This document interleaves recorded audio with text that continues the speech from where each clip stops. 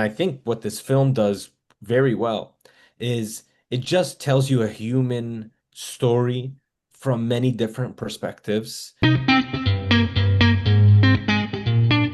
Honestly, thank you all for the time. I'm speaking, of course, with director Poh Si Teng and stars of American Doctor, Thayer Ahmad and Feroze Sidwa.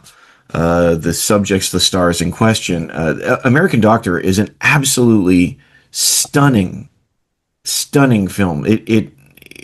Just as I'm watching this, I cannot help but have my heart broken time and time again, but in the best of ways. Where did the film come from? How did it begin? It began out of deep despair, if I can be really honest with you, a year into the genocide, and it just felt like people were still, at least in the US, whispering, Palestine, as though they couldn't be clearer in their, like they were skirting around language. They couldn't say what was going on, and they couldn't look at themselves in the mirror and recognize that their own taxpayer money was being done to a people. And so it came from a deep frustration. And I will say, like, I was a journalist long before I became a documentary filmmaker. And I had worked as a documentary commissioner for Al Jazeera English. And so a year in, seeing colleagues that I respected being targeted and executed, um, it did something to me. And I just felt I just couldn't continue my job as is. At that time, I had already another job. I was an executive, studio executive. And so it began this, whatever it is, I was trying to offer something that I felt like, I need to do something. But what, I didn't know just yet. But I knew whatever I wanted to do, which is to make a film, to quit my job, and I had to start searching for this film that I wanted to make. And I'm an experienced producer. I've had almost 2 decades in experience, but this would be my directorial debut. So I was a little nervous. But fortunately, I chanced upon Dr. Mark Perlmutter. And so, I remember seeing him. This was sometime in the fall of 2024. A reporter asked him on video, like, why do you think, Dr. Perlmutter, you just came back from Gaza. Why do you think there's no ceasefire? And to which he responds, without skipping a beat, he says, there's no ceasefire because politicians are expletive to lobby groups. If you watch the film, you know Mark doesn't mince words. And so soon after, and I introduced myself to Mark. Mark, I'm so and so. I'd love to make a film about you. Can we speak? We spoke. He introduces me to Dr. Thayer Ahmad and Dr. Feroze Sidwa. And then's when I thought, wow. You're as a filmmaker, I mean, as a producer, I know this. You're very lucky if you get to chance upon somebody who is so charismatic that you want to be in their world and you want to learn from them. You're extremely, extremely lucky if you get to meet three. And that is a privilege. And I did not want to waste that. And so that was the beginning of American Doctor. Well, I mean, this is just such a powerful piece, and having seen it, I got a chance to see it at the press screening, and seeing you, Feroz, and there, and Mark on the ground in Palestine, um, just working to save lives, not only to the threat of your own life, but for the sake of others, is an incredibly powerful thing. For the two of you stepping stepping onto the ground for the first time, seeing the situation, what was going through your mind? Well, I have been to Gaza before Mhm. October 7th many times over the last 15 years, and it was totally unrecognizable. Everything from what you were seeing, what you were smelling, where you were going, how many people you were seeing in the streets and in tents. So it was really, really tough to gather your composure and be able to function. And then on top of that, quite frankly, the proximity to the bombing, the proximity to the tanks that were rolling in, the shelling, the exchange of gunfire. It was not something that I had seen before, having worked in other parts of the world where there was conflict going on. And so it was a total shock. And so I do have to say, for me, I think if it wasn't for my Palestinian healthcare worker colleagues just being able to essentially hold my hand, I really doubt that I would be able to function or be able to be somewhat productive. I think I would have been an additional burden on them because it is so high intensity and the volume is so insane. And we're talking about really devastating and complicated injuries. And so all of that was really, really hard to adjust to, even having essentially a career in global health and response. Yeah, for me, like there, I've worked in a lot of places around the world, but something I've never seen before is a hospital that had become a displaced persons camp. Mm. And when I got to European hospital, we were told by the administration that there were 10 to 15,000 people sheltering on the grounds of the hospital, so the hospital's campus, but also inside the hospital, lining the hospital's hallways with their own tents that families were living in. And even that was deplorable conditions, let alone outside, in the rainy season of Gaza's pretty wet in the winter. The whole place would be covered in mud. There's about 10,000 people sharing four toilets. There's hardly any running water. And I actually just, out of curiosity, I tried to drink the water one day and it was just violently horrible. Um, and then this hospital, it's about a 250 bed hospital. It had 1,500 people admitted to it, like actual patients. So it's at 7 times its bed capacity. That's just outrageous. I mean, that doesn't that's not a thing that's happening anywhere else in the world. So even just those two pretty small things were shocking, and like Thayer said, would have been just completely disorienting and disabling if it wasn't for the support of our colleagues there who said, like, take a breath, get to work. Well, okay, forgive me for how this question might sound, but because the film is called American Doctor, I wondered for you both, being American coming in there, was there tension with the people who have been there all this time, or do they just welcome you in and say, finally, more hands? Yeah, I mean, to be honest, they are quite welcoming people. They're very clear that there are American teams coming in, British teams coming in, European teams, all countries of which are participating in what's taking place in Gaza and in Palestine. I mean, they're fueling the jets, they're giving the spare parts. If they're from Europe, if it's the United States, we're essentially administering this violence against them alongside the Israelis, and so they're Palestinians are really proficient in international politics and foreign policy, and they're also nuanced in understanding that these are individuals who are objecting to what's taking place and are insisting on standing in solidarity with them. And so it was a fraternity. They were welcoming their brothers and sisters in medicine and in health when they received us. And Feroze can expand on this, but it got to the point where if we, as we were leaving, they were apologizing to us for not being able to properly host us. Mhm. That's just in the culture, the generosity of the Palestinian culture and hosting your guests and making sure your guest has no needs and wants for nothing. That was huge, and it weighed on them that they were not able to host us in their homes and cook us dinner. And I know Feroz can expand on this. Yeah, there was a med student named Abdul Rahman Al-Najjar.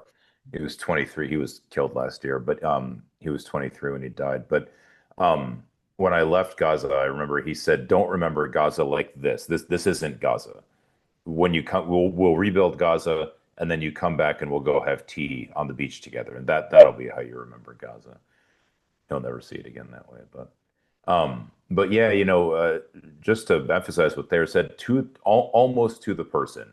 Um, I apologize to everybody whose family, if I pronounced their family members dead, or even if I operated on somebody and even if they lived, and I just wanted to say, I would tell them, I'm an American and I'm very, very sorry. I know my government is doing this to you. Almost universally, they would ask me to stop apologizing.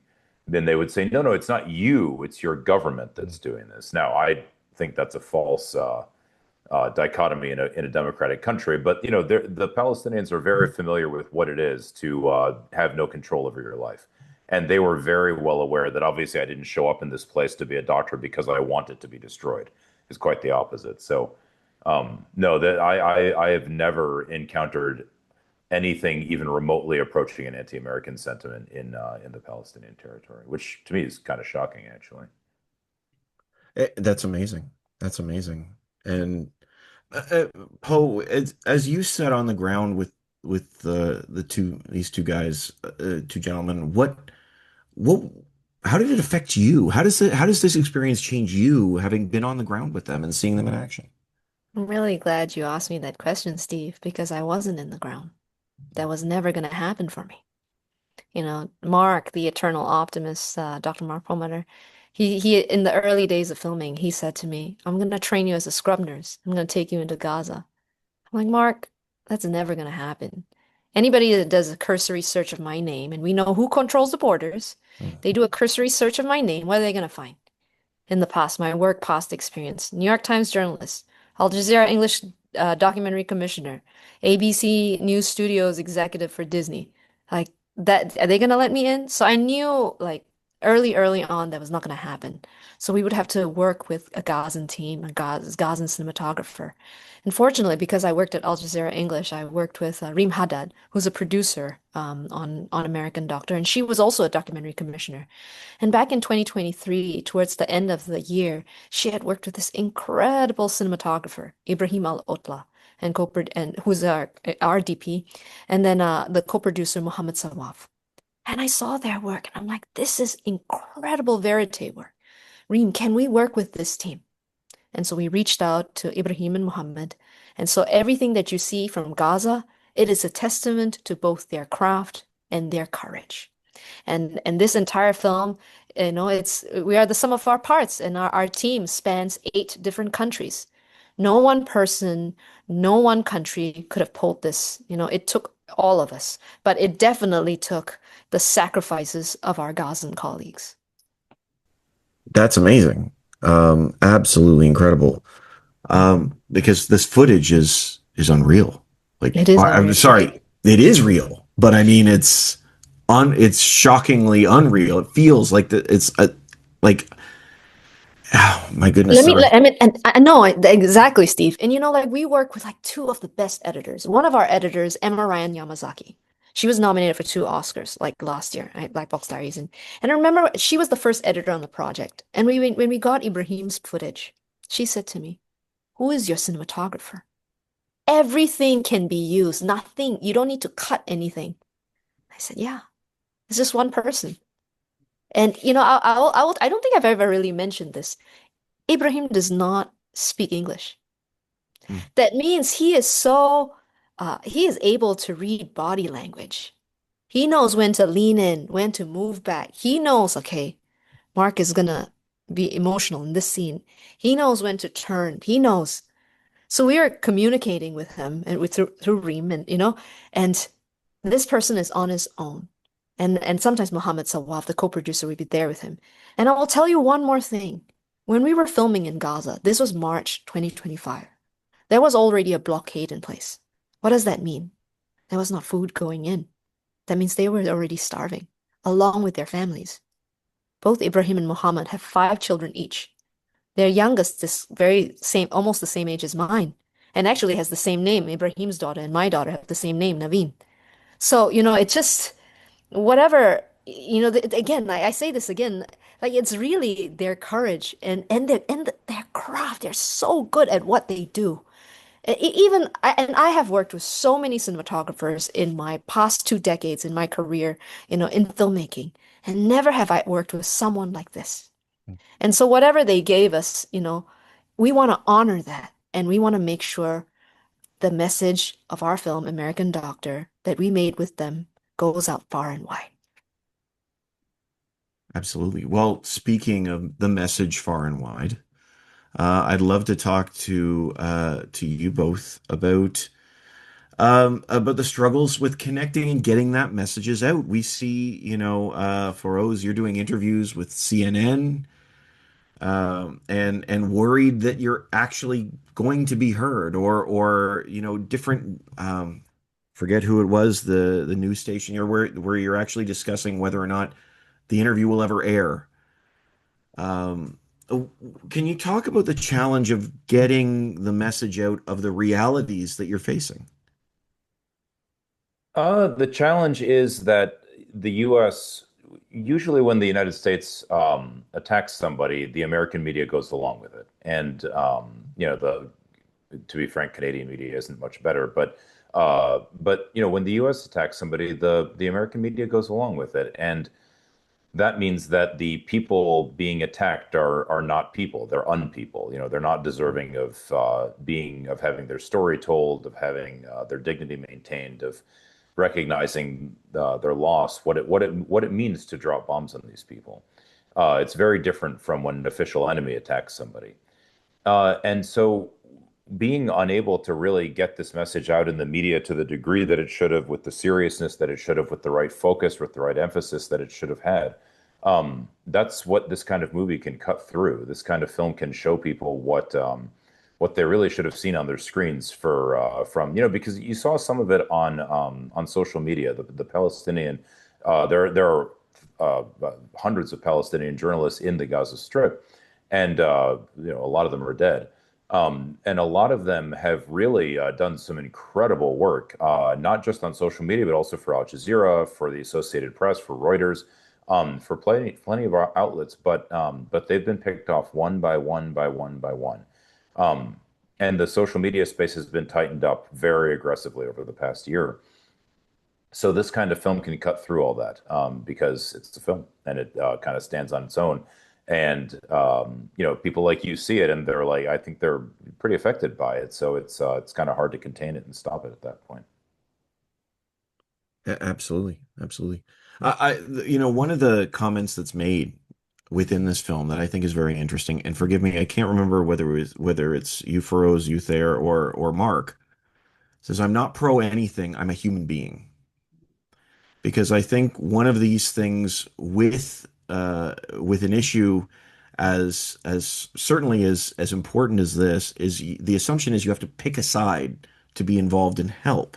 But it's very clear in a film like this that there's a quest for humanity over politics. Can you talk about that challenge or even the expectation people put on you for having some political ideas that maybe you're just focusing on the tragedy? Yeah, yeah. I mean, I think that came in a moment of frustration, especially because the way that voices can be dismissed, people can be censored, dehumanization can really play a role in a lot of what we see in the media and even in film is this idea that you can make things very dichotomous, you can make it very polarizing, and you could say it's this side versus this side. And I think the what really we wanted to bring home as physicians who volunteered, and I think what this film does very well is it just tells you a human story from many different perspectives, including the perspectives of people who are on the ground living under this and you pretty quickly will shed a lot of those biases just by looking at them tell stories about their family members that they lost, or by you seeing them say goodbye to their friends or hug, or when Feroz gets a hug from Khalid as he's leaving Nasser Hospital.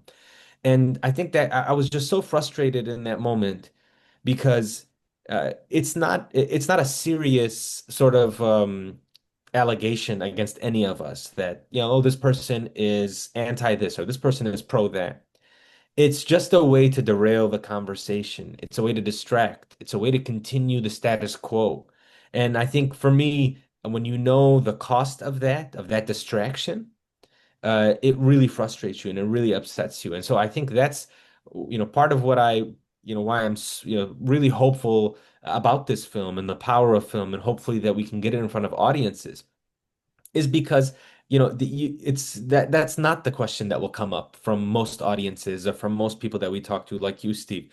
It's not going to be you have this bias or you're pro this, why are you this way, or doesn't that mean that you're discredited or that you shouldn't have an opinion on the matter? And instead we're talking to people who are affected about this, who see the families, who see where the homes once stood, who look at the coastline of the Gaza Strip and understand the havoc that has been wreaked on those people. And those are the conversations I want to be a part of. And so I'm really, that's what I'm hopeful. That's really what gives me hope when we are going to different cities and we're able to talk to folks after these screenings. Yeah, I think this movie shows people certain things that simply cannot be justified. It's very hard to justify the mass shooting of children or complete destruction of a society. And I think it prompts people to just say, what is going on here? What is my involvement in this? and I hope it prompts them to be horrified by their involvement and didn't act on it. Yeah, one thing that it was kind of born out of frustration, living in the US, it's like, why are some people confused? One, why are some people turning away? Two, and I was like, well, how can we bring what's happening there, in which what we're, as taxpayers, American taxpayers, we're responsible for, how do we bring it back to the United States? And so in my last job, I was an executive for a studio. And when you're an executive for a studio, you have to make commercial episodic series and films. And so we always watch how people watch, why people watch. Mm. And it was not lost on me that medical dramas do very well. Every year you have two or three on streaming platforms. I'm a big fan of The Pit. I was a big fan of ER. I am a big fan of House MD and Grey's Anatomy back in the day, even Scrubs. So I thought maybe this is the way. We're going to make The Pit. Difference is it's going to be real. It's going to be set in Gaza. And this is how we're going to bring back what's happening in Gaza and in Palestine back into the American and Western psyche. Well, as I said, it is a remarkable piece. It demands a response, it demands a connection, and it demands conversation and attention. Honestly, I am so grateful for the chance to chat with you all about American Doctor. Thank you so much for your time. I really appreciate it. Thank you, Thank you Steve. for Appreciate having you. us. Thank you, Steve. Thank you. Absolutely. Have a wonderful day.